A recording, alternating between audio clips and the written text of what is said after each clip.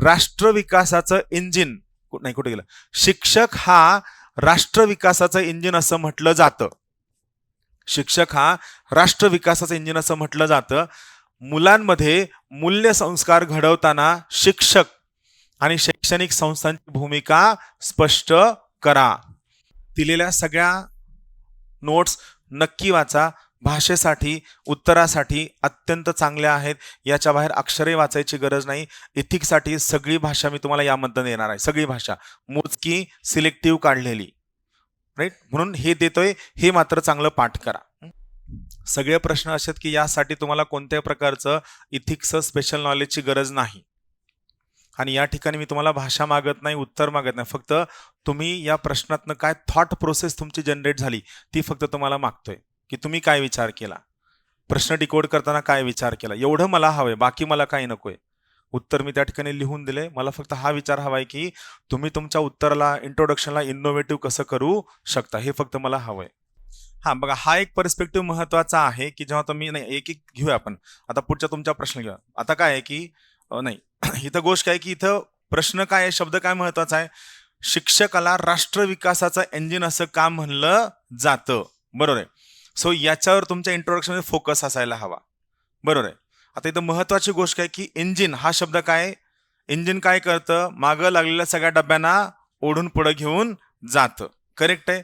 मग या ठिकाणी तुम्हाला काय अपेक्षित आहे, तुम्ही एकदा चेक करा. तुम्ही जर या पद्धतीने लिहिलं आहे का, तर या ठिकाणी तुम्हाला काय लिहायचं, हा जो शिक्षक आहे, बरोबर आहे, या शिक्षकानं काय केलेलं आहे, या शिक्षकाने घर सोडल्यानंतर मुलाच्या कोऱ्या पाटीवरती मूल्य रुजविण्याचं काम कोण करतो, शाळा आणि शिक्षक करतो.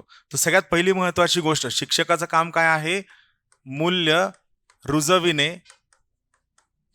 त्यानंतर ती मूल्य फक्त रुजविणं गरजेचं आहे का, शेतकरी फक्त पेरणी करतो सोडून देतो का, नाही, पुढची निगा राखतो की नाही. सो मूल्य रुजविणं, त्यानंतर मूल्य टिकविणं, त्यानंतर त्या मूल्यांचं संवर्धन करणं, बरोबर आहे.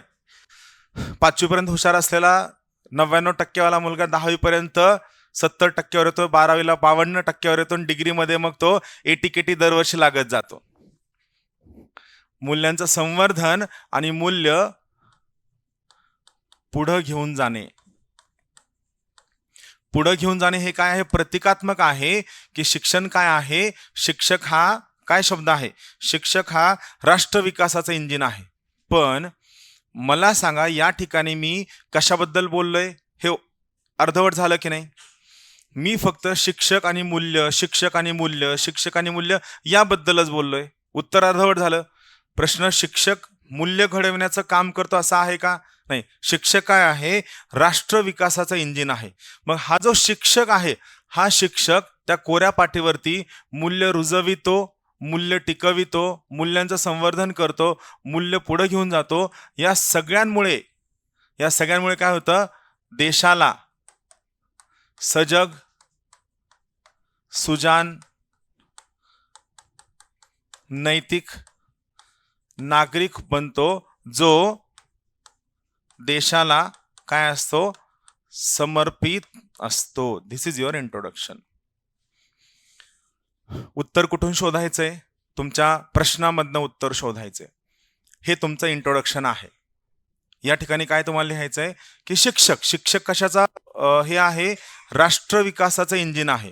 मग या ठिकाणी जर तुम्ही शिक्षकावत फक्त आणि फक्त व्हॅल्यूज, फक्त इथिक्स बद्दल लिहिलं, उत्तर पूर्ण. आपल्याला काय लिहायचंय, शिक्षक जे इथिक्स विद्यार्थ्यामध्ये, मुलामध्ये टाकतो, यामुळे काय होतंय, राष्ट्र विकासाचं इंजिन. वाक्य बघा, हे आलं लक्षात, फ्लो लक्षात आला. मग पुढचं उत्तर सोपं आहे. पुढचं लोकस फोकस एकदम क्रिस्टल क्लिअर आहे. शिक्षक हा लोकस फोकस नाहीये, सॉरी, शिक्षक हा फक्त काय लोकस आहे.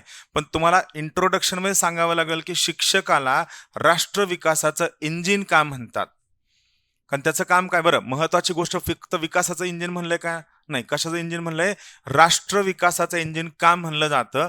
हा शिक्षक घरामधनं अत्यंत कोऱ्या, मोकळ्या, निरागस मनाने बाहेर पडलेल्या विद्यार्थ्यावरती मूल्य रुजविणं, मूल्य वाढविणं, संवर्धन करणं, टिकविणं, पुढे घेऊन जाणं, यामधनं आपल्याला काय मिळणार आहे, यामधनं आपल्याला या प्रकारचा नागरिक मिळणार आहे. आणि हा नागरिक का गरजेचा आहे, कारण हा नागरिक जर देशाला समर्पित असेल तर तो देशाच्या विकासामध्ये स्वतःच्या पूर्ण क्षमतेने कॉन्ट्रीब्यूट करेल, पूर्ण पोटेन्शियलनं कॉन्ट्रीब्यूट करेल. आणि मला सांगा, एखादं इंजिन जर पूर्ण पोटेन्शियलनं काम केलं, तुमची रेल्वे थांबल का? नाही थांबणार आहे. You got what I am saying? हा फ्लो असायला हवा. तुम्हाला फ्लो समजून घ्यायचा आहे. आणि फ्लो जेव्हा तुमचा हा पर्टिक्युलर फ्लो मला तुमच्या आन्सरच्या पहिल्या 40 शब्दात दिसतो, मग मला कळतं प्रश्न कळलाय.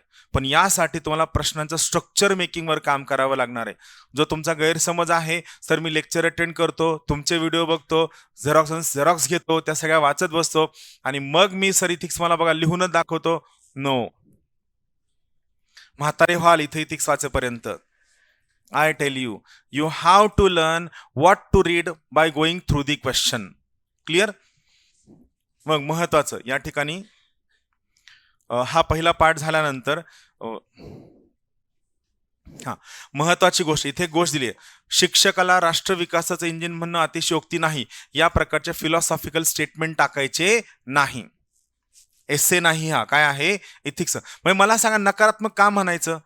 म्हणजे तुम्ही पण बघा ना, तुम्ही स्वतःचं इंट्रोडक्शन कसं करून देता. समजा तुम्हाला कुणीतरी बोलवलं की बाबा ही गाडी ठीक होते का बघ. मला काय जास्त येत नाही पण प्रयत्न करतो, बरोबर आहे. हे बघ बरं कम्प्युटरचं काय होतं काय, मला काय त्यातलं येत नाही पण प्रयत्न करतो.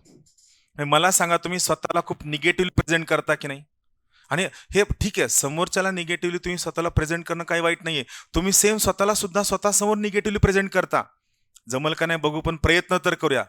असं का म्हणायचं? मला जमणार आहे ना, काय हरकत आहे, बरोबर आहे. मला काय डोंगर चढायचा का नाही चढायचा, मला जमणार आहे.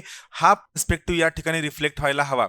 हे वाक्य यासाठी दिलेलं आहे की तुम्ही तुमच्या कोणत्याही इंट्रोचं उत्तर निगेटिव्हली करायचं नाही.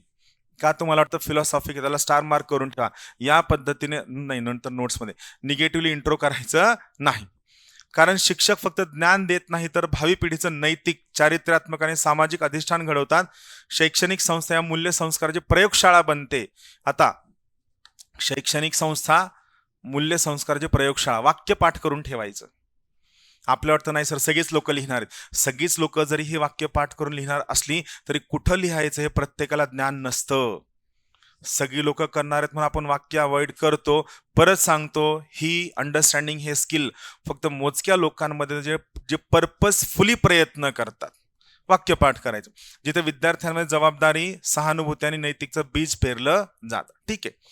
मग आता इथं आणखीन एक फ्लो काय. आता पहिला पार्ट, शिक्षक काय करतो ते सिंपल आहे. मूलभूत मूल्यांचा संस्कार करतात, चारित्र्य निर्मिती करतात. इथं उदाहरणं तुम्ही टाकू शकता. नैतिक नागरिक घडवणं, नैतिक निर्णय क्षमता विकसित करणं, आदर्श वर्तनाचं जिवंत उदाहरण, हे सगळं तुम्ही टाकू शकता. या तुम्ही नावं त्या ठिकाणी मांडू शकता, वेगवेगळ्या लोकांची नावं जी फेमस आहेत, जे प्रसिद्ध आहेत. आता शैक्षणिक संस्थांची भूमिका. आता तुम्हाला खूप लोक सांगतात की इथिक्स मध्ये तुम्ही व्हॅल्यू किंवा चार्ट सुद्धा काढू शकता, फ्लो चार्ट. इथं काय फ्लो चार्ट होऊ शकतो बघा, मी तुम्हाला दाखवतो. उत्तर या ठिकाणी मी दिलंय, फक्त फ्लो चार्ट बघा काय असू शकतो. तर बघा, सगळ्यात पहिलं कोण आहे, शिक्षण संस्था. हे तुमचं अंडरस्टँडिंग सुद्धा गरजेचं आहे. शिक्षण संस्था. मला सांगा, शिक्षण संस्थेसाठी विद्यार्थी महत्वाचा आहे, पण ही शिक्षण संस्था सगळ्यात जास्त कुणावर अवलंबून असते, बिल्डिंगवर का शिक्षकावर? शिक्षकावर. शिक्षण संस्था काम करते शिक्षकावर, बरोबर आहे. आणि हा शिक्षक कुणावर काम करतो? विद्यार्थ्यावर, बरोबर आहे. आणि मग हा विद्यार्थी कशाचा भाग आहे? हा विद्यार्थी आपल्या आजूबाजूच्या समाजाचा भाग आहे, समाज. आणि मग हा समाज काय बनवतो? हा समाज आपला देश, आपलं राष्ट्र घडवतो, बरोबर आहे.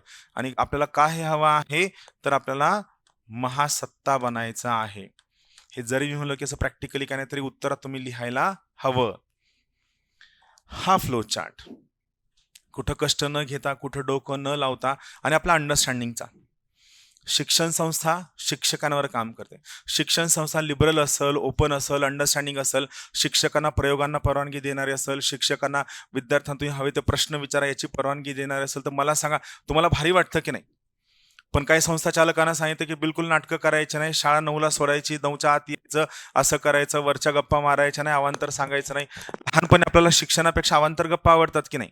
बरं, ते जर कळलं तर आपल्याला मूल्य व्हॅल्यूजचे शिक्षण मिळेल, ते आपल्याला गरजेचं आहे. सो शिक्षण संस्था शिक्षकावर काम करते, शिक्षक विद्यार्थ्यावर काम करतो, आणि विद्यार्थी हा समाजाचा अत्यंत क्रियाशील घटक आहे. हा शब्द लिहून घ्या, क्रियाशील घटक. तुमच्या समाजामध्ये काही लोक जे सेटल झाले, क्रियाशील घटक. विद्यार्थी हा ऍक्शनेबल कॉम्पोनेंट, ऍक्शनेबल, ऍक्टिव्ह कॉम्पोनेंट. क्रियाशील घटक ऍक्टिव्ह कॉम्पोनेंट, क्रियाशील घटक ऍक्टिव्ह कॉम्पोनेंट आहे विद्यार्थी. आणि मग हा विद्यार्थी काय करतो? देश, राष्ट्र बनवतो. जे आपल्याला काय करायचं? महासत्ता बनवायचं आहे. महासत्ता सगळी लोक लिहितात, आपल्याला माहिती प्रॅक्टिकली पॉसिबल नाहीये. आपण 200 इंडिगोच्या फ्लाईट कॅन्सल झाल्या अडवू शकत, बाकी तर लांबची गोष्ट आहे. पण उत्तरात लिहायचं का? तर त्यांना निराशावादी अधिकारी नको आहेत. कसे अधिकारी हवेत? खिशात काही नसलं तरी सुद्धा चालेल, पण देशाला महासत्ता बनविणारे अधिकारी त्यांना हवे आहेत. नाऊ यू गॉट शिक्षण संस्थांची भूमिका. आता बघा, जेव्हा हा फ्लो तुमचा क्लिअर असतो, उत्तर क्लिअर होणं सोपं जातं.